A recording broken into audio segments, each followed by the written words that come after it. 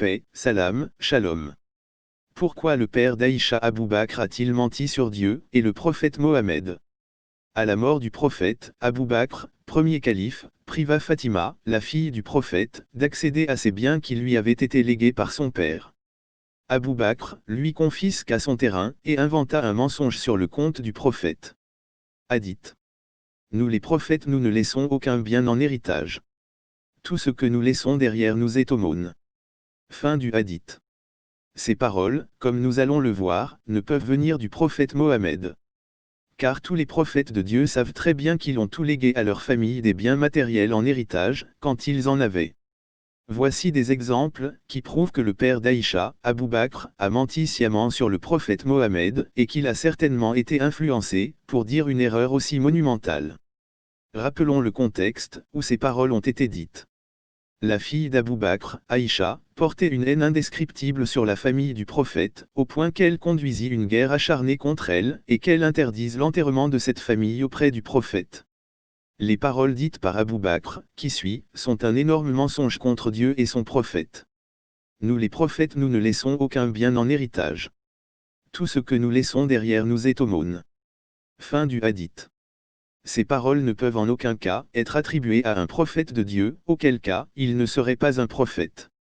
En effet, de tout temps, les familles des prophètes ont toujours hérité d'eux, et ce serait un non-sens qu'un prophète aurait dit de tels mensonges. Pour s'en assurer, il suffit juste de poser la question aux enfants d'Israël. Car eux, ont reçu de nombreux livres révélés et de nombreux prophètes. Ils connaissent parfaitement ce sujet. En réponse, ils ne manqueront pas de vous sourire d'évidence, et ils répondront que tout ceci est faux.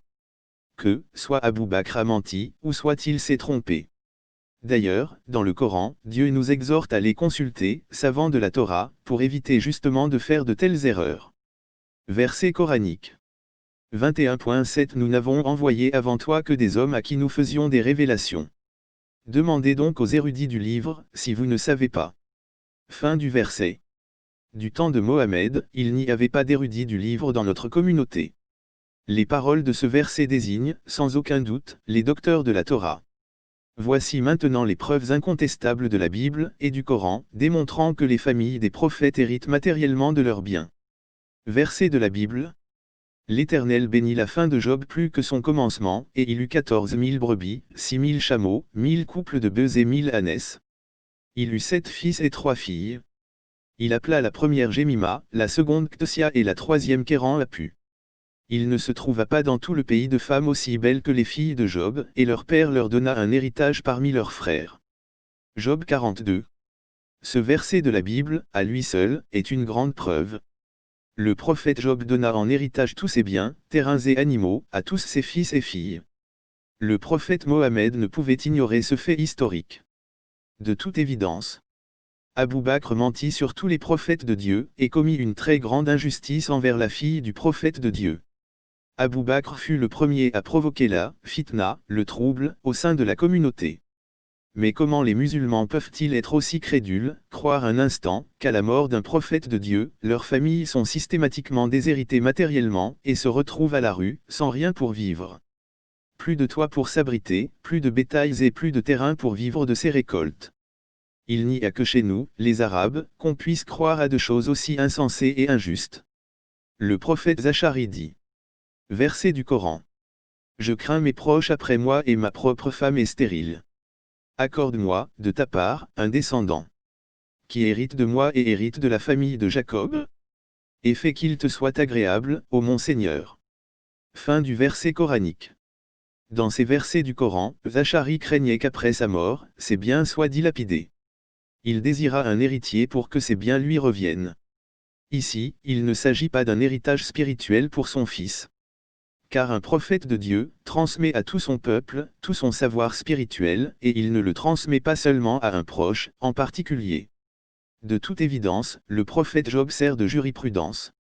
Toutes les familles de prophètes de Dieu héritent de plein droit de leurs biens matériels. Fatima, la fille du prophète, a sans aucun doute subi une très grande injustice. Et cela perdure dans le temps, avec ceux qui entretiennent cette injustice contre elle, jusqu'à nos jours. Ils font passer Fatima, la fille du prophète de Dieu, pour une femme affabulatrice, une femme rebelle, qui ne suit pas les règles divines. Fatima, alayha salam, la fille du prophète, sallallahu alayhi wa sallam, vient voir Abu Bakr et elle lui demande quoi? Elle lui demande son héritage. Oui, je suis la fille du prophète, le prophète a laissé quelque chose. Il a laissé quelques hectares de terrain à Faddak. Je suis sa fille, ouais. Abu Bakr lui dit non. Mes oreilles ont entendu le messager de Dieu dire, nous, prophètes, on ne laisse en héritage aucun bien matériel. Notre seul héritage, c'est quoi? C'est notre savoir. Fatima dit non. Non, je suis comme tout le monde. Dieu, dans le Coran, il dit que les enfants ont le droit à l'héritage après la mort de leurs parents. Et non. Ça, c'est le verset qui est général. Et le prophète, alayhi salam, est venu apporter son grain de sel en disant, moi, je suis une exception. Non, je veux mon héritage. Oh là là là là là. Qu'est-ce qui se passe? Est-ce que vous vous rendez compte? Abu Bakr dit à Fatima, alayha salam, le prophète a dit, et elle dit niet. De deux choses l'une ou l'autre. Soit ça veut dire qu'Abu Bakr est un menteur, ou soit ça veut dire qu'elle n'est pas d'accord avec ce que le prophète a dit. Tiens, elle refuse la sunna du prophète? Elle refuse une parole du prophète? Aïe, aïe, aïe, aïe, qu'est-ce que vous dites? Qu'est-ce que vous faites avec ça? Ben, vous savez, c'est tout bête, c'est tout simple. Oui, Fatima, c'est un être humain. Elle peut se tromper. Et en l'occurrence, elle s'est trompée. Parce qu'Abu Bakr, dans l'histoire, il n'a rien à gagner, il a tout à perdre que d'entrer en conflit avec la fille du prophète, alayha salam, dont le prophète a dit, Fatima est une partie de moi. Ce qui la met en colère me met en colère. Ce qui la satisfait me satisfait. Et vous imaginez Abu Bakr entrer en conflit avec celle qui ressemblait le plus au prophète dans le fond et dans la forme, celle que le prophète aimait le plus? C'est impensable et inimaginable. Il n'a pas besoin de ça, non? Attendez, est-ce que vous croyez qu'Abu Bakr il a pris les terrains pour lui?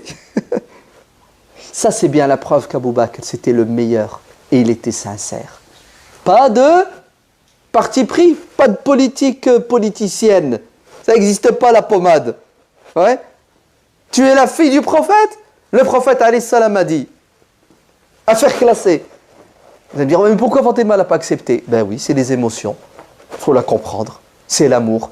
Et vous savez ce qu'ils viennent de vivre, les compagnons du prophète? Le choc des chocs. Le prophète est mort. Mettez-vous à la fille, à la place de... C'est émotionnel. Attends, ouais, c'est... D'après nos livres d'histoire, Fatima va garder de la rancune envers Abu Bakr. Ouais.